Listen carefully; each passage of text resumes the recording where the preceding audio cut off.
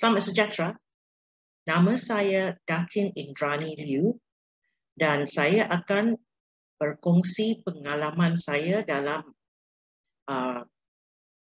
bidang pengurusan tingkah laku.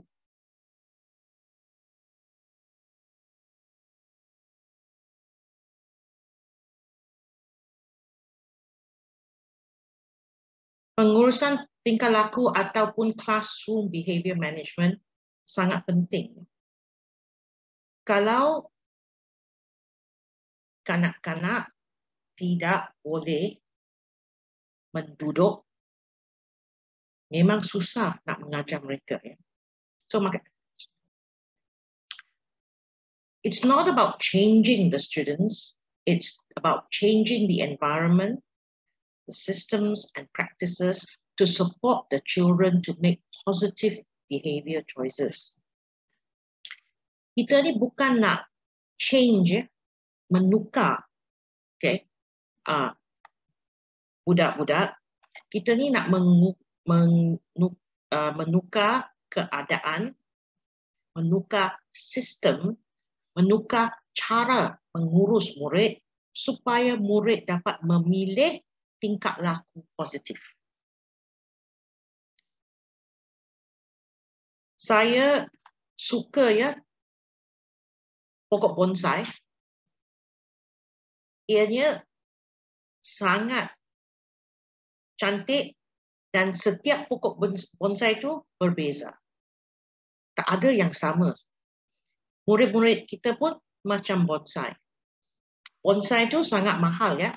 So kita sebagai guru, kita adalah gardeners growing valuable bonsai. Now, bonsai ni bukan senang nak menanamnya ya. Bila dia ni nak membesar, kita mesti guna wire dan gulung, okay, di atas all the branches here, dan shape them, okay, make them grow the direction that you want. So sama dengan kanak-kanak, kita okay, shape them. Kita tak keras ya, kita tak marah, kita tak pukul. Ini adalah 5 langkah untuk pengurusan tingkah laku di dalam kelas. 1 adalah expectations. Set clear expectations. Kita ni mesti ada rules, peraturan. And kanak-kanak semua tu mesti tahu apakah peraturan kelas. Kedua, modeling. Model positive behavior. Sebagai guru, kita adalah menjadi contoh kepada anak murid kita.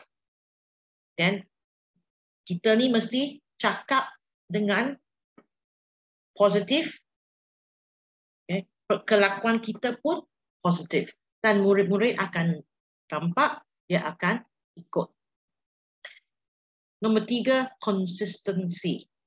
Be consistent. Jangan tukar-menukar ya. Semua peraturan tu follow. Every day sama. Okay, yang mesti consistent. 4, acknowledgement. Acknowledge positive efforts. Bila you nampak kanak-kanak tu memang okay, kelakuannya positif, cepat-cepat okay, praise them.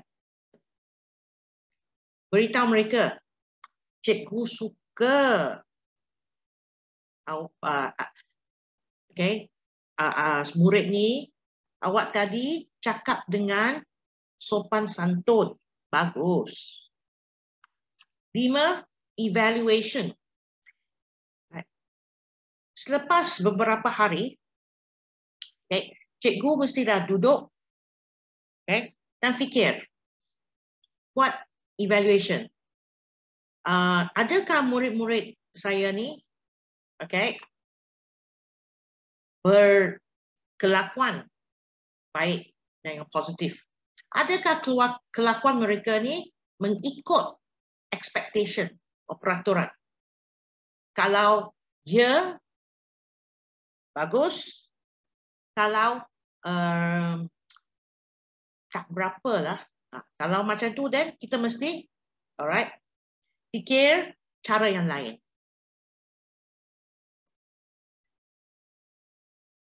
Okay, teaching strategies. Strategi mengajar.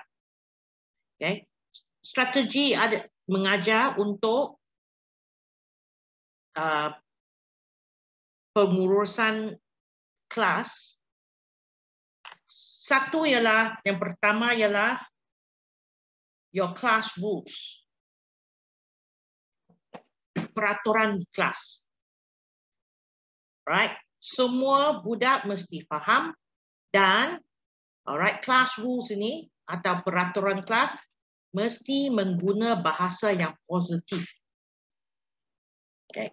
So bila murid-murid itu sudah tahu apa tu peraturan kelas, mereka ni ikut peraturan tu. Kalau dia tak ikut, cikgu mesti ajar lagi sekali. Dan okay, engaging work ialah membagi pembelajaran yang bukan boring ya, yang interesting, yang dia suka, yang menarik. Okay? So cara cikgu mengajar dan juga benda cikgu guna sebagai alat pembelajaran tu mestilah engaging atau menarik perhatian kanak-kanak. Dan yang keempat, strategi keempat ialah teachers create a positive class environment. So persekitaran kelas ni, okay, keadaannya mesti positif. Pertamanya, class rules. Use class rules to 1, promote positive behavior, and 2, to discourage negative behavior. So kita guna peraturan untuk mengajar murid-murid kelakuan yang positif atau positive behavior. Dan juga peraturan kelas ini sepatutnya discourage negative behavior. Okay, yang itu ialah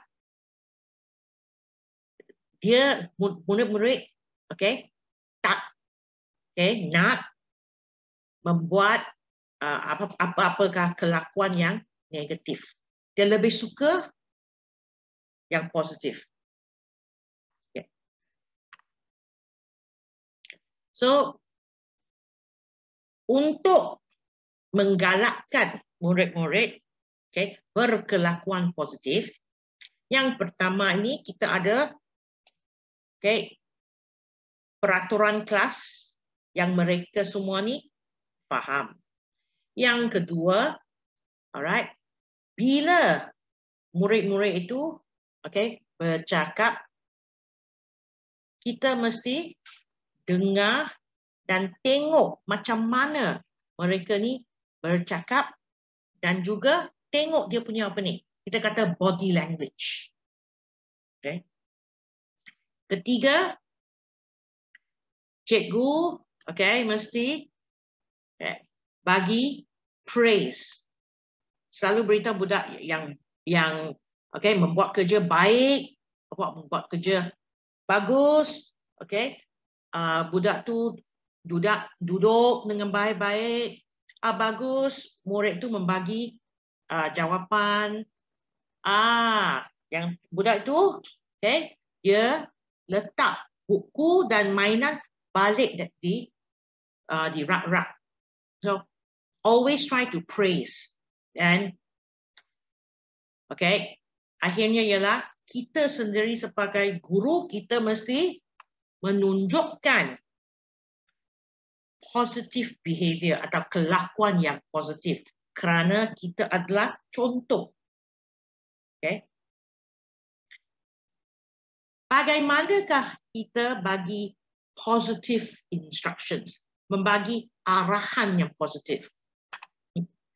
Instead of telling them what you don't want them to do, okay, kita ni pandai ni ya. Stop running. You mustn't kick. Don't spill that drink. Don't eat all the crisps. Don't talk so quietly. Don't write it so big. Stop shouting out. Okay, ini kalau secondary school, stop looking at your phone. Don't drop that cake. So kita ni, yang ni semua, don't. Tapi you kata don't run. Tapi you tak beritahu murid itu, kalau don't run, then sepatutnya dia buat apa? Okay, so, kita mesti memberitahu murid-murid kita apa yang sebagai guru you nak murid-murid itu buat. Okay, show me that careful walking. Keep your feet still. Show me how you carefully you can hold that drink. So tengok yang ni, yalah. Stop running. You mustn't kick. Don't spill that drink. So stop running. Jadi show me that careful walking. Okay. Tunjuk guru macam mana?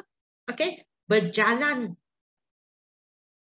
Bagus. Okay. So instead of jangan lari, tengok tunjuk guru macam mana.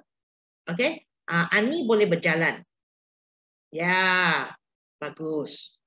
Okay. Yang ni, you mustn't kick. Kita kata sini, keep your feet still. Okay. Okay. Kaki tu jangan bergerak ya.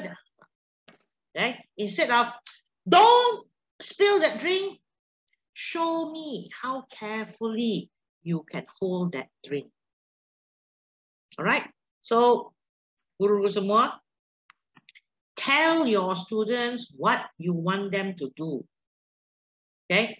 Don't tell them, don't tell them what you don't want them to do. Yeah?